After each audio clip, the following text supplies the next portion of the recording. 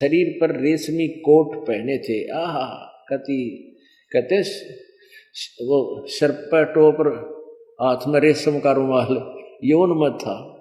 कहते हैं शरीर पर रेशमी कोट पहने थे जिसमें चैनदार घड़ी लगी हुई थी। अच्छा आगे देखो, उन्हें बाबू माधोलाल के घर पर लाया गया। वहां स्वामी जी ने चाय के साथ कुछ अल्पाहार किया। वारिस समाज सुधारक अर्पण पुण्यात्मा यो शायद लिखना भूल गए होंगे, शराब भी पिया करता, कितना लिखन पाए होंगे। यानी इस आदमी का किसी वस्तु की टाल नहीं थी, ये कति पूरा व्यसन कर सब व्यसन किया करता था। इति सिद्धम इन्हीं के द्वारा लिखा। तो इसे व्यक्तियों से हम के उम्मीद रखे हैं कि इन्होंने हमें ज्ञान सही दिया होगा और बोली आत्मा इसको सर पर धरे अंडे इस सत्यार्थ प्रकाश को। बोला सत्यार्थ प्रकाश कैसा ज्ञान नहीं और दानंद जैसा विद्वान नहीं, ये इनके अनुयायी गुण गाया करते इसके। पुण्यात्मा सन 1947 में जब भारत देश का विभाजन हुआ, उस समय मुसलमानों का और हिंदुओं का आपस में झगड़ा हो गया। ये कराने वाले भी ऐसे नालायक व्यक्ति होते हैं जो हमें आपस में लड़ा कर अपना उल्लू सीधा करते हैं। तो हमारे गांव है दनाना, पहले रोहतक में था, जिला सोनीपत में। उसके से 8 किलोमीटर की दूरी, 7-8 किलोमीटर की दूरी पे चांदी गांव है, चांदी, उसका नाम चांदी है। उसमें मुसलमान ज्यादा थे, पूरा मुसलमानों का ही गांव था। तो उसमें आसपास हिंदू अक्षेत्र ज्यादा होने के कारण उनको कड़ी सुरक्षा में रखा हुआ था और वो बाहर भी टट्टी पानी 5-4 दिन नहीं गए। अंदर ही टट्टी करते थे, फ्रेश होते थे और अंदर ही रहते थे, डर के मारे कि कहीं हिंदू तुम्हें मार ना दे। तो वो चले गए। जब वो क्या कर गए, एक उसमें टीन में या एक जैसे घी रखते थे ना, जिसमें अब टीन बताते हैं, वैसे कोई 12 बता दे, सच्चाई से हमने परिचित होना इसका जो भी है। एक टीन जैसे पीपा, उसमें क्या करा उन्होंने, जंगल पर यानी फ्रेश हुए और उसमें डाल दे उस टीन में, और वो जो भर गया उसका लॉक लगा के ताली लेके गिला। वो गंध मल सारा उसमें भर गए, अब बार बदबू ना हो इसलिए उसने ढक कर रखा। और वो ऊपर से सा चीकना, जैसे वो उसमें पहले घी डालते होंगे, वो खाली हो गया होगा। तो दनाने गांव का एक भगत, एक व्यक्ति था, और गांव के लोग और भी 20-30-50 आसपास के गांव के पहुंच गए। भाई मुसलमान चले गए और वो बहुत सा सामान छोड़ कर गए होंगे, सारा नहीं ले गए, हड़दर्सी मची हुई थी। तो नई जूती पहन कर चाला करते हैं, था 20-25 वर्ष का। उसका पिताजी बोला रहा कि चाला तू, वो बोला चांदी जाऊं हो, मुसलमान जा लिए घना धन लाऊंगा उड़े। तो वो कहने लगा रहे जूती नहीं पहन रहा तो जूती काट जाए यहाँ पर। वो बोला ना जूती क्यों काट जाए, बोला खो का होगा, खोऊंगा क्यों। तो उसने क्या देखा, जहां जिस घर में वो प्रवेश करने लगा वो बहुत साफ सुथरा लीप रखा था, उसने जूती बाहर काट दी गली में। वो जूती किसी और ने पहन ली, वो जो उन मतलब लूटने जा रहे थे, बढ़िया जूते थे। उसने और तक कुछ पाया ना, उसने सोचा इस समय घी भर रखा है और ये ले नहीं गए, लौक रहा है लाग, और उन्हें ठहर रहा दे रहे में सिर पर कदे कोई और ना देख ले। उस गंध ने घी समझ के 8 किलोमीटर सिर पर धर के की तरह में पानी भी नहीं पिया, कदे कोई पाछे ता जाने का दम न दे दे। अब सुबह पहुंच गया वो घर पर, थोड़ी सी दिन निकलन हो रहा था, सूर्य उदय होने वाला था। उसका पिताजी बैठा गली में, ने बोला के ले आया तू, ने बोला आजा माल ले आया सो, आजा माल ले आया सो। उसका पिताजी बोला रहा जूती कित गई, बोला जूती तो ठारी किसे ने। बोला अच्छा, जो पहले एक गरीब सौदा था, एक जूती ना बना करती गरीब आदमियों पे, घर ले जाके और अंदर बिल्कुल पिछले कोठे में, बोला आजा बाबू, पिताजी आजा देख। वो ताला तुला तोड़ा, वो खोल के देखा गोबर है। अरे तरह गजब हो गया। उसका बाबू ने उसका मारे दुआ छड़े, नो बोला तो 20-30 की जूती और खोदी, लेकिन मेरी गंद उठा जाए। अब उनने वो वहां से उठाना मुश्किल हो गया कि पटका इसने ठा, क्योंकि बाहर ना गए कोई गेर देना उसने, बाहर कुर्डिया बैठा के ले गए कि और 1 किलोमीटर और पटका उसने कहा। तो यो वो चांदी आड़ा 12 था यो सत्यार प्रकाश, और इसको अनमोल वेदों अनुसार वेदों अनुसार लिखा हुआ ज्ञान समझ गई तो ये सर पर दरियाने थे। अभी न कि तो ये फूकना मुश्किल हो जाएगा, वो दिन दूर नहीं है, क्योंकि आज कोई बालक नहीं, बुद्धिमान मनुष्य समाज है, शिक्षित है, और अभी तक इनको यही नहीं पता रहा कि भगवान इसे सुख भी दिया करे, और परमात्मा से दूर होकर ये स्वयं ही धनी और सुखी बनना चाहते हैं, जिसे 2 नंबर का काम करने लगे, बुरा हाल हो गया, हाहाकार मच गया, माया माया दिखाई देती है। इस तत्व ज्ञान के आधार से आपको ये पता चलेगा कि परमात्मा ही हमें सब सुख दे सकता है, हमारे भाग्य में परिवर्तन कर सकता है, हमारे पाप का नाश करके हमें दुखी को सुखी कर सकता है। वो कबीर अंगारी असी बंभारी असी, वो कबीर परमात्मा है जो पाप नाश करने वाला है। बोलो सतगुरुदेव की जय। परम पिता परमात्मा सर्व सृष्टि रचनहार कुल मालिक कबीर देव जी, ये वही परमेश्वर हैं जो बनारस में, भारतवर्ष की पवित्र धरती काशी में, काशी शहर में एक लहर तारा नामक तालाब पर, तालाब के अंदर विकसित कमल के फूल पर नवजात शिशु रूप धारण करके वहां विराजमान हुए थे। अपने सतलोक से चलकर आए थे, उस नवजात शिशु रूप में प्रगट परमात्मा को नीरू और नीमा नाम के एक जुलाहा दंपति अपने घर ले गए थे। वहां परमात्मा की परवरिश की लीला हुई, और 5 वर्ष की आयु से ही परमेश्वर कबीर देव जी जिस उद्देश्य से आए थे वो कार्य प्रारंभ कर दिया उन्होंने। किस उद्देश्य से आए थे कि इन मेरी प्यारी आत्माओं को यहाँ के मालिक काल भगवान ने, ब्रह्म ने मिसगाइड किया हुआ है, सभी को यथार्थ ज्ञान से अपरिचित रखा हुआ है, इनको परमात्मा की जानकारी नहीं दे रखी। तो परमेश्वर स्वयं चलकर आए, यहां आकर के उन्होंने 5 वर्ष की जब आयु लीला में आयु थी प्रभु की, वो किसी मां से जन्म नहीं हुआ था प्रभु का, तो 5 वर्ष की आयु में ही उन्होंने अपने यथार्थ ज्ञान का प्रचार शुरू कर दिया था। पुण्यात्माओं, अभी तक हम परमेश्वर की खोज कर अवश्य रहे थे, लेकिन हमारी थ्योरी ही ठीक नहीं थी, तो प्रैक्टिकल ठीक कैसे हो सकता है? जब हमें यही नहीं पता था कि भगवान है कौन और कैसा है और कहाँ है, कैसे उसकी प्राप्ति होती है, वो पूजा की विधि कैसी है, और जो साधना हम कर रहे हैं ये कहीं प्रमाणित है या नहीं है। कोई भी काम हम करते हैं उसको हम अच्छी तरह जांच कर करते हैं, लेकिन भक्ति मार्ग को हमने जांचने की चेष्टा ही नहीं की, क्योंकि हमने उन नकली गुरुओं और ऋषियों और महर्षियों को, मंडलेश्वरों को तत्व ज्ञान युक्त संत माना, और हम विद्यार्थी थे, हम जांच करें कहां से, क्योंकि सभी सद्ग्रंथ संस्कृत में थे और सभी पूर्वज हमारे अशिक्षित थे। और यदि कोई बच्चा संस्कृत अब जानता भी था अब कलयुग में, तो उनको ये तत्व ज्ञान यानी सृष्टि रचना का ज्ञान नहीं था।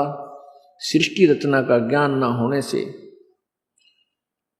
हम सदग्रंथों को समझ नहीं सके। परमेश्वर कबीर जी ने 600 वर्ष पहले आकर के स्वयं ही अपनी जानकारी दी थी। पुण्यात्मा, जब परमात्मा बनारस में आए हुए थे, जब परमात्मा बनारस में प्रकट थे और 104 वर्ष के वयोवृद्ध संत महर्षि रामानंद जी, जो विष्णु जी के उपासक थे, वैष्णव धर्म चला रहे थे, उनको परमात्मा ने तत्व ज्ञान से परिचित कराया। तत्व ज्ञान से परिचित कराया, उसके लिए परमात्मा ने अपने आप को एक दास, उनका एक शिष्य बनना पड़ा। परमात्मा कबीर जी ने अपनी प्यारी आत्माओं को अपने शरण में लेने के लिए, अच्छी आत्माओं को शरण में लेने के लिए ना जाने कितनी क्रियाएं करनी पड़ती हैं, कितने प्रकार के भेख बनाने पड़ते हैं।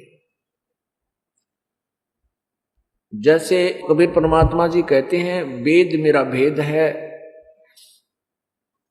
और मैं ना वेदन के माही, और जौन वेद से मैं मिलूं वो वेद जानते नहीं।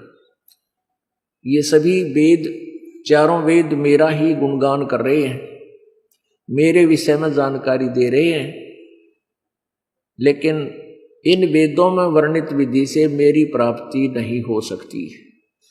और जिस वेद से मेरी प्राप्ति हो सकती है वो इन वेदों में ज्ञान नहीं, ये वेद जानते नहीं। वो कौन सा वेद है? वो सूक्ष्म वेद है। वो 5वां वेद, सूक्ष्म वेद, सच्चिदानंद घन ब्रह्म की वाणी, परम अक्षर ब्रह्म की वाणी, वो कबीर वाणी है। और कबीर वाणी के अंदर वो गूढ़ रहस्य छुपा हुआ है।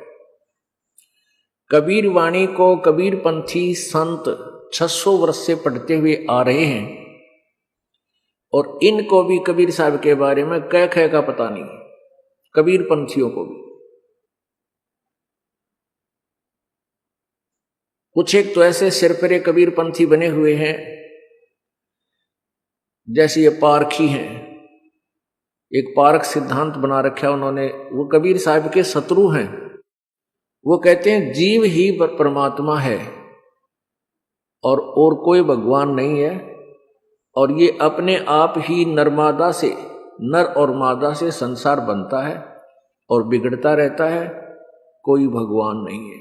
उनसे पूछा कोई कि तुम फिर कबीर साहब की वाणी को आधार बनाकर क्यों चल रहे हो? तुम अपनी वाणी बनाओ, अपना ही कोई और डफली बजाओ। यदि कबीर साहब को तुम परमात्मा मानते ही नहीं तो उनके द्वारा दिए गए ज्ञान को तुम जनता को सुनाते हो, उनका अर्थों का अनर्थ करके। तुम अपनी वाणी बना के दिखाओ, एक कबीर बीजक की जगह और पारख बीजक बना दो, पता लगे उस परमेश्वर का कोई सानी नहीं है, कबीर जी का, ना उनके ज्ञान का कोई सानी है।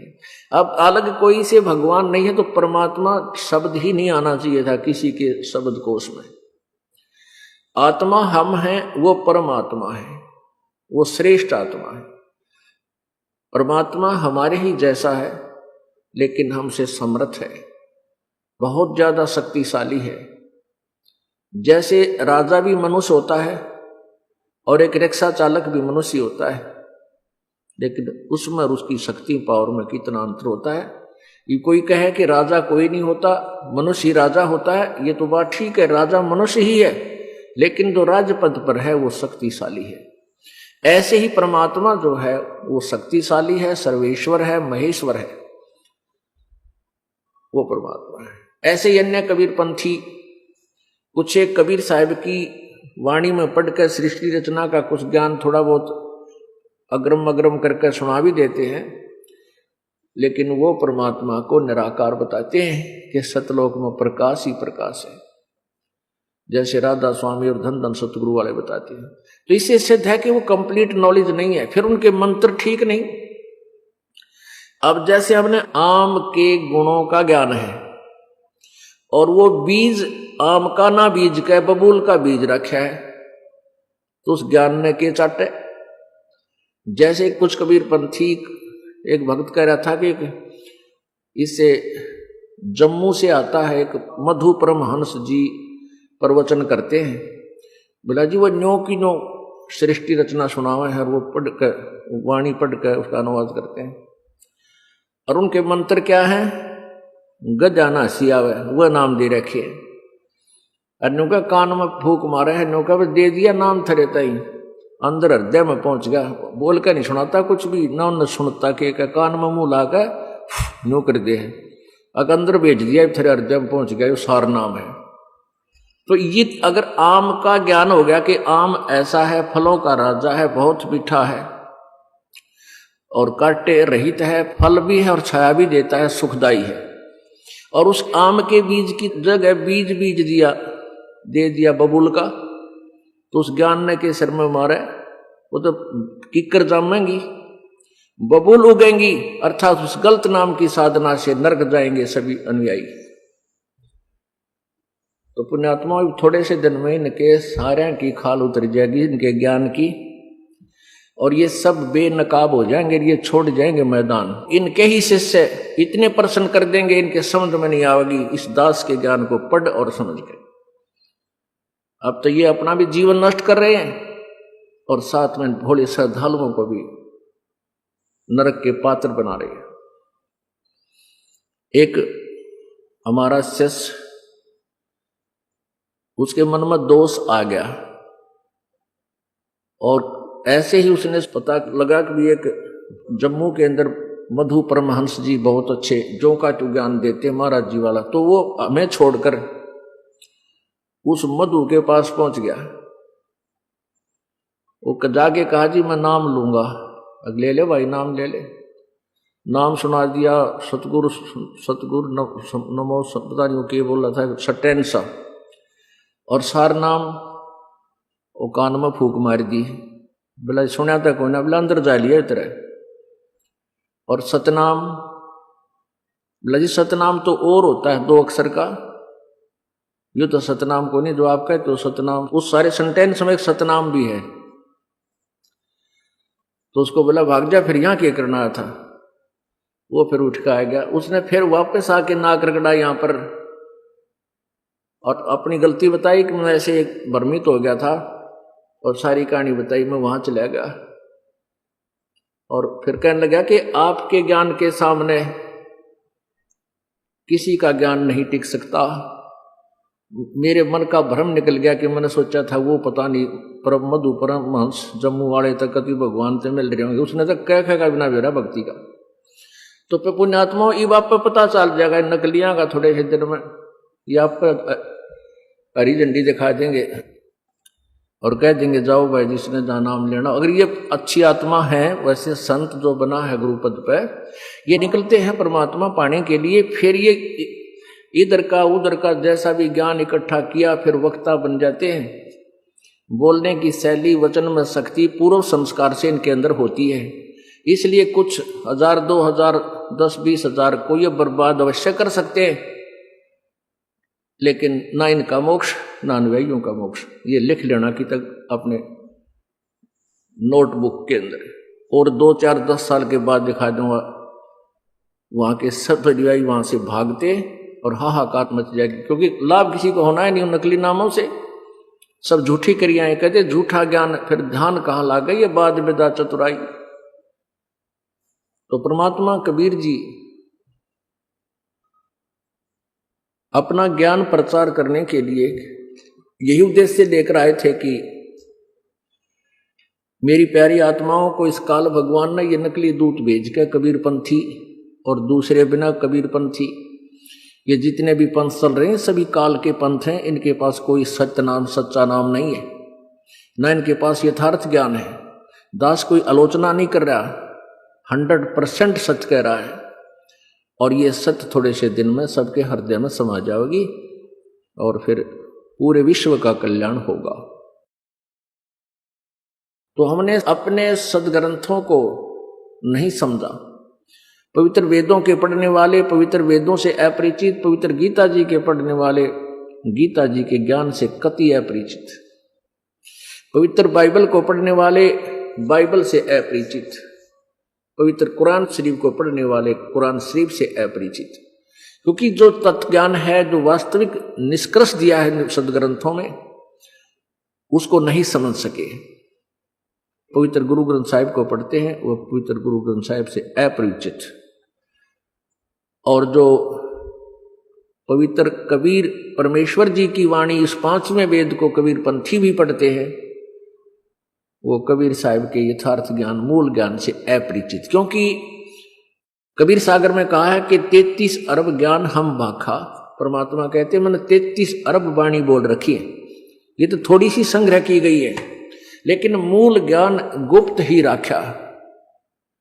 मूल ज्ञान, तत्व ज्ञान मैंने अभी तक छुपाया ही हुआ है, इतनी वाणी में भी नहीं है। तो ये वाणी कबीर पंथी कहां से ढूंढ सकते हैं? धर्मदास तो लाख दुहाई, ये मूल ज्ञान की तबार न जाई। मूल ज्ञान बाहर जो पढ़ी, बिचली पीढ़ी हंस नहीं तरही। अपुण्यात्मा एक सिलेबस की बुक है,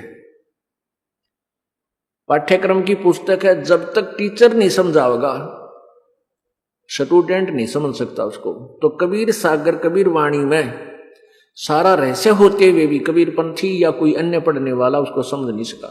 इस दास को वह दृष्टि दी कबीर परमात्मा ने, और उस दिव्य दृष्टि से, अर्थात उस ज्ञान दृष्टि से इस पवित्र 5वें वेद को ये दास समझ सका।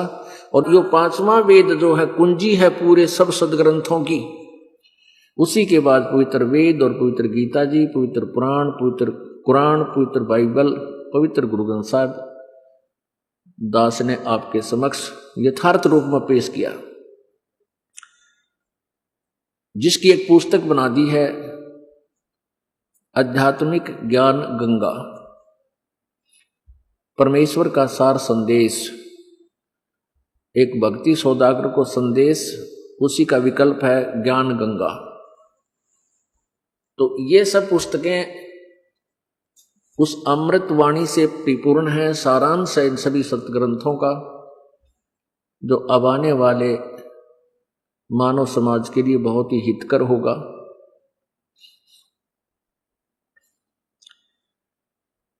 अभी तक परमात्मा कहते 9 मन सूत उड़ जिया, और ऋषि रहे झकमार, और सतगुरु ऐसा सुलझा दे जो उड़ जन दूजी बार। अभी तक तो ये अध्यात्म ज्ञान ऐसा उलझा हुआ था जैसे 9 मन सूत उलझा हुआ सूत तो 1 किलो रुआले आदमी ने शाम तक सुलझ कर नहीं दिया करे। और 9 मन, 1 मन में 40 किलो, इतना उलझा रखा था काल ने, काल के दूता ने, नकली संतों, ऋषियों, महर्षियों ने सारी उल्टी वेदों के विरुद्ध ज्ञान समाज में थोप रखा था। अब इस दास के ऊपर कृपा की कबीर परमेश्वर जी ने, मेरे गुरुदेव जी ने, उनकी शक्ति से, उनकी रजा से अब ये 9 मन सूत ईसा सुलझा दिया। अब ये इस कलयुग में नहीं उलझेगा, जिसने भक्ति चाहिएगी। जो भक्ति नहीं चाहते वो तो भाई अलग बात है, वो तो इस कोर्स के स्टूडेंट है को नहीं। परमात्मा कबीर जी बनारस में आए हुए थे, तो अपने ज्ञान का प्रचार करते थे। और परमात्मा हिंदू और मुसलमान दोनों के गुरुओं को कहा करते थे, तुम दोनों ही पथभ्रष्ट हो, तुम यथार्थ भक्ति से परिचित नहीं हो। और परमात्मा जी का उद्देश्य था कि ये मैं इनके विषय में सच्चाई कहूंगा, और ये उफनेंगे तो मेरे साथ वाद विवाद करेंगे ज्ञान पर, और ज्ञान विवाद करेंगे तो फिर इनके छक्के छुड़ा दूंगा, और श्रोता लोग फिर समझ जाएंगे सच्चाई क्या है। उनका उद्देश्य ये था। परमात्मा कबीर परमेश्वर जी दोनों धर्मों को समझाते हुए बताया करते थे। हिंदुओं को कहते थे कि तुम हिंदू हदीरे पूजे ही ये मुस्लिम पूजे घोरे। कह कबीर दोनों दीन की अक्ल को ले गए हैं चोर। हिंदू तो पूजे हैं ये मंडी मसाणी बना के, मरे हुए मरने के बाद कोई पत्थर की बना ली, कोई ऋषि मर गया, उस संत मर गया गुरु, उसकी मंडी बना ली, उसको पूजते हैं। और मुसलमान पूजते हैं इन पीरों की कब्रों को, घोर, उनको घोर बोले हैं। कहते हिंदू हदीरे पूजे ही और मुस्लिम पूजे घोर। और कह कबीर दोनों धर्म की अकल ने ले गए चोर। यानी इनको इतना भी ज्ञान नहीं, वेद पढ़े पर भेद न जान, ये बाचे पुराण 18। और जड़ को अंधे पत्ते खुआवे, भूल रे सृजनहारा। जैसे आपने पवित्र देवी भागवत यानी देवी पुराण, शक्ति पुराण, प्रश्न नंबर 414 गीता प्रेस गोरखपुर से प्रकाशित, केवल हिंदी में, उसमें पढ़ा कि सतयुग में ब्राह्मण यानी ऋषि वेद के पूर्ण विद्वान होते थे और वो दुर्गा की पूजा करते थे और दुर्गा के मंदिर, उसकी मूर्ति गांव गांव में स्थापित करते थे। अब परमात्मा कहते हैं वेद पढ़ें, वेद में कहीं भी दुर्गा की पूजा नहीं, ना कि तो मूर्ति बनाने का प्रावधान का संकेत, ना मंदिर बनवाने का कि संकेत। वेद पढ़े पर भेद न जाने, ये बातें पुराण 18। और फिर पत्थर की मूर्ति बनाकर भगवान की और उसके भोग लगा रहा, उस पत्थर ने को भोग लगाए हैं, उनको खिला रहे हैं भोजन, थरा गजब। और भूल रे सृजनहारा। तो ऐसी परमात्मा उनको समझाया करते थे। अब क्या समझाते थे? दोनों धर्मों को समझाते परमात्मा कहते थे नहीं है दारम दारा वहां तो नहीं है दारम दारा, नहीं है दारम दारा वहां तो नहीं है दारम दारा। उस दरगाह में धर्म राज है, उस दरगाह में धर्म राय है, वो लेखा लेगा सारा वहां तो नहीं है दारम दारा, नहीं है दारम दारा वहां तो नहीं है दारम दारा। मुल्ला कुके बंग सुनावे, मुल्ला कुके बंग सुनावे, ना बैरा करतारा वहां तो नहीं है दारम दारा, नहीं है दारम दारा वहां तो नहीं है दारम दारा। तीसों रोजे खून करत हो, तीसों रोजे खून करत हो, तुम्हें क्यों कर हो दीदारा वहां तो नहीं है दारम दारा, नहीं है दारम दारा वहां तो नहीं है दारम दारा। मूल गंवाए चले हो काजी, मूल गंवा चले हो काजी, भर लिया घोर अंगारा वहां तो नहीं है दारम दारा, नहीं है दारम दारा वहां तो। भवजल डूब गए हो भाई, भवजल बूढ़ गए हो भाई, वहां की जगह मुंह काला वहां तो नहीं है दारम दारा, नहीं है दारम दारा वहां तो नहीं है दारम दारा। अब हिंदुओं के गुरुओं को, पंडितों को परमात्मा कह रहे हैं वेद पढ़ने पर भेद न जाने, वेद पढ़ने पर भेद न जाने, ये बाचे पुराण 18 वहां तो नहीं है दारम दारा, नहीं है दारम दारा वहां तो नहीं है दारम दारा। जड़ को अंधा पत्ते खवावे, जड़ को अंधा पान खवावे, ये बेसरे सृजनहारा वहां तो नहीं है दारम दारा, नहीं है दारम दारा वहां तो नहीं है दारम दारा। उज्जड़ खेड़े बहुत बसाए, उज्जड़ खेड़े बहुत बसाए, यो बकरे जोटा मारा वहां तो नहीं है दारमदारा, नहीं है दारमदार वहां तो नहीं है दारमदार।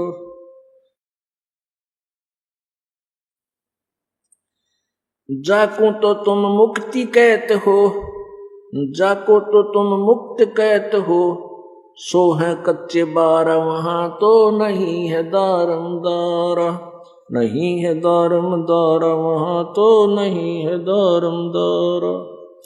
मांस मछरिया खाते पांडे, मांस मछरिया खाते पांडे, किस विध रहे अचारा वहां तो नहीं है दारमदारा, नहीं है दारमदारा वहां तो नहीं है दारमदारा। सौ जजमान नरक को चाले, सौ जजमान नरक को चाले, और डूबे से परिवारा वहां तो नहीं है दारमदारा, नहीं है दारमदारा वहां तो नहीं है दारमदारा। छाती तोड़ हन जम किंकर, छाती तोड़ हन जम किंकर, वहां लग गए जम का लारा वहां तो नहीं है दारमदारा, नहीं है दारमदारा वहां तो नहीं है दारमदारा। दास गरीब कहे बेकाजी, दास गरीब कहे बेकाजी, ना कहीं वार न पारा वहां तो नहीं है दारमदारा, नहीं है दारमदारा वहां तो नहीं है दारमदारा। परमात्मा कबीर परमेश्वर जी ने अपनी प्यारी आत्मा गरीबदास जी को स्वयं आकर के सतलोक से ज्ञान दिया, गरीबदास जी को अपने सतलोक से परिचित करवाया।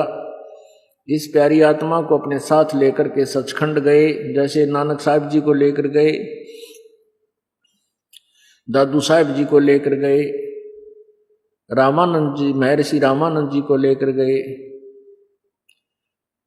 ऐसे उन वरिष्ठ आत्माओं को, श्रेष्ठ आत्माओं को, अच्छी आत्माओं को परमात्मा आकर मिलते हैं और अपने यथार्थ ज्ञान से परिचित कराते हैं।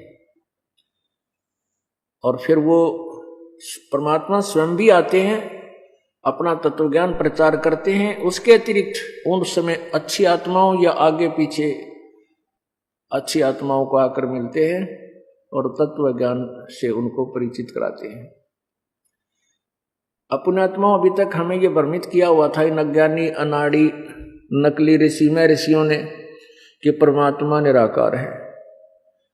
परमात्मा निराकार है, उसका केवल प्रकाश देखा जा सकता है।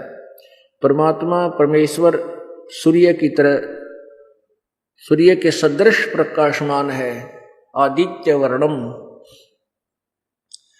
अब इन ज्ञानहीन अंधों को, ज्ञान नेत्रहीन अंधों को कोई पूछे, जैसे कोई सूर्य को कहता है कि सूर्य प्रकाशमान है, स्वयं प्रकाशमान है, और फिर कहे कि सूर्य निराकार है, उसका केवल प्रकाश देखा जा सकता। ये सुनी सुनाई दंत कथा अंधों से अंधों को ही सुनी हुई है। अंधों की स्टेटमेंट से अन्य अंधे उसके जो है ना प्रचारक बने हुए हैं। वेद ज्ञानहीन परमात्मा से अपरिचित प्राणियों की ये सिद्धांत, ये छुरी है। और हमारे सदग्रंथ कहते हैं वो परमात्मा साकार है, सशरीर है, उसका नाम कबीर है। पुण्यात्माओं, सबसे पहले ये दास चाहता है कि आप जी को परमात्मा के विषय में ये जानकारी दूं कि आपका हृदय रंग जावे इस बात में कि परमात्मा कबीर जी है, सशरीर है और वो ऊपर सतलोक में रहता है। क्योंकि परमेश्वर ने स्वयं आकर बताया कि सतलोक से हम चल आए और काटन यम की फांसी। 16 शंख पर हमरा तकिया गगन मंडल के जिंदा, हुक्म है साबी हम चल आए काटन काल का फंदा। ये काल ने आपके ऊपर कर्मों का बंधन बांध के यहाँ कर्म के आधार पर जन्म मृत्यु में फंसा रखा है। कहते हैं इस काल के इस फंद को, इस बंधन को हमारे एक यथार्थ भक्ति देकर इसको काटने के लिए हम यहां पर आए हैं। 16 शंख कोश पर हमारा तकिया कलाम है, हमारा तकिया है, हमारा निध स्थान है, वहां रेस्ट हाउस है हमारा, और वहां से चलकर हम तुम्हारे लिए यहां आते हैं और अपने प्यारी आत्माओं को अपने से परिचित कराते हैं। लेकिन जब तक समाज शिक्षित नहीं था तब तक इन काल के दूतों का दाव लगा रहा कि कबीर जी झूठ बोलते हैं, ये अशिक्षित है, ये संस्कृत भाषा पढ़ा नहीं है, सभी वेद और पुराण सभी संस्कृत भाषा में लिखे हैं, गीता जी भी संस्कृत भाषा में लिखी लिपिबद्ध है।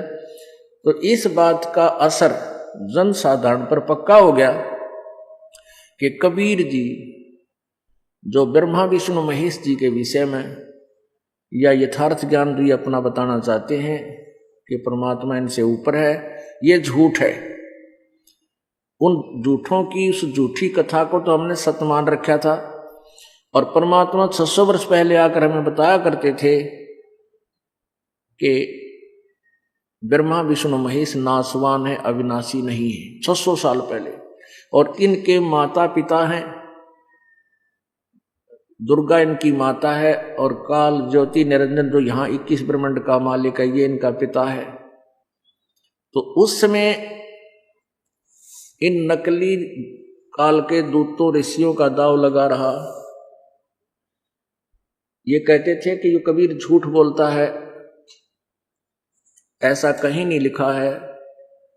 यह बात सच्ची मान ली सभी समाज ने कि वे सचमुच कबीर जी शिक्षित नहीं है, इसलिए ये गलत बोल रहे हैं कबीर इन ब्रह्मा विष्णु महेश के बारे में। तो पुण्यात्मा, अगर 600 वर्ष पहले परमात्मा ना आते और अपने यथार्थ ज्ञान को लिपिबद्ध करवा कर ना जाते तो आज हम कैसे पहचानते भगवान को। इसलिए परमेश्वर ने उस समय आना उचित समझा। ऐसे ये परमात्मा प्रत्येक युग में आते हैं और प्रत्येक युग के प्रारंभ में आते हैं, अपने यथार्थ ज्ञान को ऐसे ही कबीर वाणी में लिपिबद्ध करवा के चले जाते हैं। जो बुद्धिमान लोग होते हैं कुछ एक वो समझ लेते हैं, जो अनाड़ी है वो नहीं मानते, ना मानो।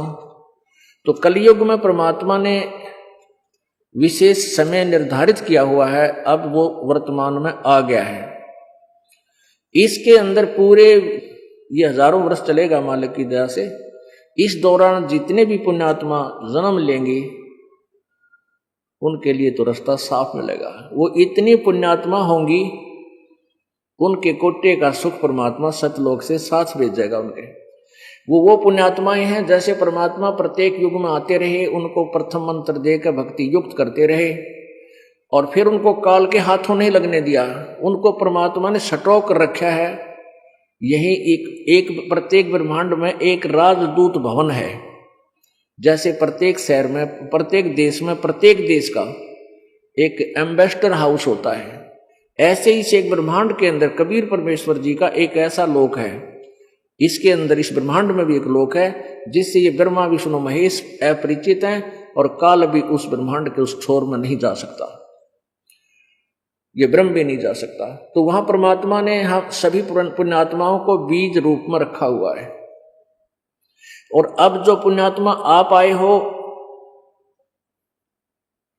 आप भी कुछ ऐसी आत्मा हो जो पहले आपको जन्म दे दिया। कुछ ऐसी आत्माएं हैं जैसे परमात्मा कलयुग में आए थे 600 वर्ष पहले, वो उनकी शरण में आए थे और उनको ज्ञान पूरा ना होने से परमात्मा से विमुख हो गए थे। विमुख तो हो गए थे लेकिन वो गुरुद्रोही नहीं बने थे। तो उनमें से आप हो, आपको इतनी भक्ति करा गए परमात्मा 120 वर्ष में कि आपको मनुष्य जन्म मिलते हुए आ रहे हैं।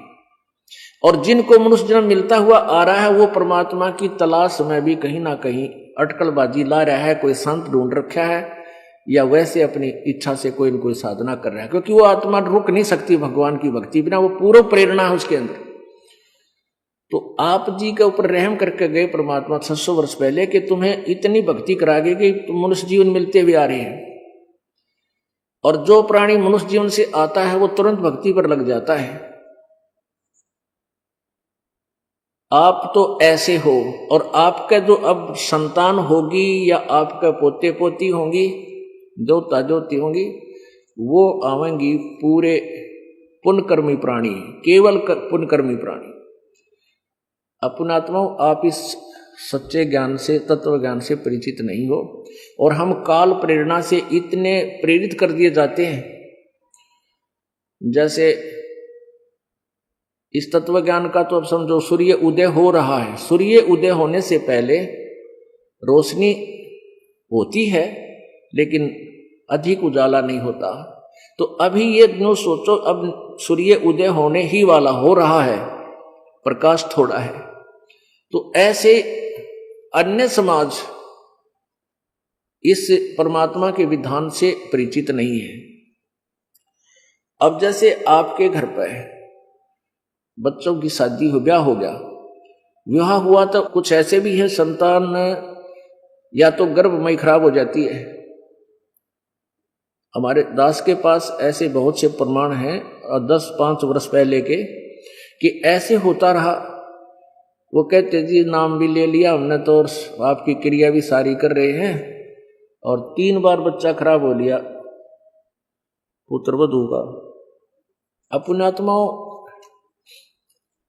उसका क्या कारण है कि जो दुखदाई तत्व है, परमात्मा कहते हैं एक लेवा एक देवा दूतम, और कोई किसी का पिता नहीं पूतम।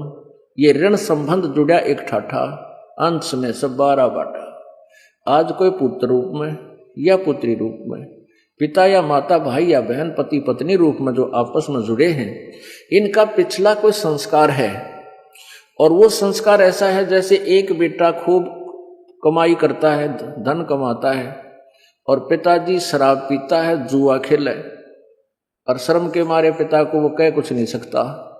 तो वो पिता का पिछले जन्म में कुछ खा रहा था वो बेटा, और वो पूरा करके हटेगा। वो बाप जब मर रहेगा जब उसके सारे पूरे हो लेंगे। और एक ही सब बाप है कि बाप कमावे है, बेटा सारा खर्चा और खराब बर्बाद कर रहा है। तो वो कभी वो उस बाप ने उस बेटे का ले रखा था, अब वो पूरा करके पीछा छोड़ देगा और टेंशन दे जा रही। अब ये जो कथाएं है ना, दंत कथाएं लगती थी हमने, वो दंत कथाएं नहीं थी, वो सच्चाई है। जैसे एक व्यक्ति का एक पुत्र हुआ, उसकी पत्नी मर गई, फिर दूसरी शादी कराई, उससे एक पुत्र और हुआ, वह पत्नी भी मर गई और वो स्वयं भी मृत्यु को प्राप्त हुआ। वो 2 भाई थे, एक अलग माता का, एक दूसरी माता का, और थे एक ही पिता के। तो बड़े वाले की शादी होगी, ब्याह हो गया, और छोटे वाला बीमार हो गया। छोटे वाला बीमार हो गया तो उसके लिए बहुत पैसे वैसे लगाने चाहे उन्होंने, तो दवाई असर कम कर रही थी। तो उन्होंने फिर, ऐसा ही होता है, दुर्बुद्धि जीव होते हैं, संपत्ति अच्छी थी, पति पत्नी के मन में दोष आ गया कि अब इतना खर्चा किस लिए करें, इसका ऊपर मरण दे इसने। फिर सलाह बन गई कि क्यों ना इसको, ये काफी दिनों से बीमार है, इसको खत्म ही करवा दें। एक डॉक्टर के पास गए, वैद्य के पास, उससे सारी कहानी अपनी योजना से परिचित करवाया। उस वैद्य ने भी देख ली सर्कमस्टांसिस, कोई इसका वाली वारस है नहीं, ये 2 ही जने हैं और ये इसको मरवाना चाहता बड़ा भाई। उसने कहा 500 रुपये दूंगा और उसको विष दे दूंगा दवाई के अंदर, ये घंटे भीतर मर जाएगा। राजी हो गए, 500 रुपये दे दिए।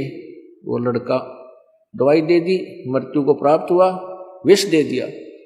तो सभी और अड़ोसी पड़ोसियों को पता ही था भी बीमार है, मृत्यु होगी, सवा कर दिया, संस्कार कर दिया। अब कुछ ही दिनों में, 1 साल 1 वर्ष के बाद उनका संतान होगी, पुत्र प्राप्त हुआ। अब सारी संपत्ति के मालिक, इकलौता पुत्र, और कोई संतान हुई नहीं। उसकी खूब केयर टेक रखें, खूब बढ़िया आहार खिलावें, फल काजू किस्में दूध, यानी गिने दिनों में वो शीघ्र ही स्वस्थ बच्चा जवान हो गया।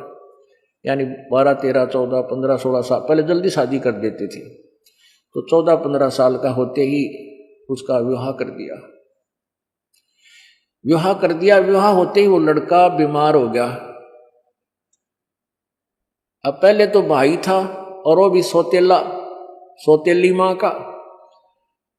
उसको तो उसने सोचा इसका टंटा कटवा दूं, क्यों पैसे खर्च किए। अब वो पुत्र, वही आत्मा फिर पुत्र बन के आ गया।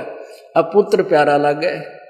सारे यानी खूब कर्जे ले कभी दवाई करवाई, कोई राहत नहीं मिली। देश विदेश जहां भी जिसने वैद झाड़ा झपटा जादू टोने जो करता था सब करवाए, और लगभग आधी जमीन सेल भी कर दी उसके ट्रीटमेंट पे। एक दिन जब देखा कि वो दोनों बैठे बैठे रो रहे थे उस बच्चे के पास, उसके माता पिता, उस समय वो लड़का कहने लगा अपने भाई का नाम लेकर कि भाई साहब अब मेरी लकड़ी और कफन तैयार कर ले। तो वो पिताजी कहता बेटा मैं तेरा पिताजी हूं, भाई नहीं है तेरा कोई। वो लड़का कहता मुझे सब पता है, तू मेरा भाई है और मैं तेरा भाई हूं। जो तूने जहर देकर मारा था, जो विष देकर तूने मारा था, मैं वही हूं। और मेरा और तेरा हिसाब हो लिया। जो तेने मेरी जमीन हड़प की थी वो सारी तेरे से जा चुकी है। अब तेरा और मेरा इतना हिसाब रह रहा है, एक कफन और लकड़ियां का। अब कर ले तैयारी, अब मैं मरूंगा। अब उसका समझ में आ गई वो बड़े भाई का, अब भाई हमने कराया तो जुल्म था तेरे साथ, और जैसा हमने किया आज हमारे साथ ठीक हो गया। इसका आगे कोई संतान होती नहीं। 14 साल हो गए और हमारा तो कुल नाश हो गया और तू मरेगा। ठीक है, हमने जैसा किया वो भोग लिया। पर एक बात बता मेरे भाई, जो लड़की तेरे शादी होकर आई है इसका क्या दोष है? अब सती प्रथा थी उसमें कि पति मर जाता था, लड़की को साथ सवा कर देते, जलाया करते जिंदा। अब यह जिंदा फूकी जाएगी, इसका क्या दोष है? तब उसने बताया कि वो डॉक्टर कहाँ है, वो वैद्य कहाँ है जिसने मुझे जहर दिया था, कि वो तेरी मृत्यु के 2 वर्ष बाद हार्ट अटैक होकर मर गया था, कि यह वही है, ये वो वैद्य है। अब इसको सजा मिलेगी या जिंदी जलेगी, न्यू कहकर वो शरीर छोड़ी। तो पुण्यात्माओं, एक लेवा एक देवा दूतम, या कोई किसी का पिता नहीं पूतम। ऋण संबंध जुड़ा एक ठाठा, एक दूसरे का उधार आपके उलझी हुई है, ये सब अच्छे लग रहे हैं। मृत्यु के बाद कहते हैं सब 12 बाटा, अपने अपने कर्मानुसार, कोई गधा बने, कोई सूर बने, कोई स्वर्ग जा, कोई नरक जागा, वहां कोई मेल फिर नहीं हो पाओगा। अब हमारे युगों युगों के ये संस्कार आपस में उलझे हुए हैं। अभी उलझे हुए संस्कारों को अब आप आगे परमात्मा के उस हॉस्पिटल में, जहां तुम्हारे जन्म और मृत्यु का रोग कटेगा, जन्म मृत्यु के रोग को काटने के लिए जो भी ट्रीटमेंट डॉक्टर ने करना है वो करेगा ही करेगा। फिर मरीज ने ऑब्जेक्शन नहीं होना चाहिए, या तो फिर प्रवेश नहीं ले उस हॉस्पिटल में, एडमिट ना हुआ है, एडमिट हो जाते फिर समर्पण कर दे, कुछ भी करे डॉक्टर। अगर डॉक्टर होगा तो आपको रोग मुक्त करके छोड़ेगा। ये नकली डॉक्टर हॉस्पिटल बना रहे हैं, वो तो जीव के दुश्मन है, ये नकली संत। लेकिन ये हॉस्पिटल वो है जो आपके जन्म मरण के रोग को काटेगा, और कबीर परमात्मा ही आपका दुख निवारण कर सकता है। इन संस्कारों को सुलझाना है उसने। अब देखो, परमात्मा जो करेगा उसके तो हाथ में कलम है, वो कुछ भी लिख सकता है, कुछ भी काट सकता है।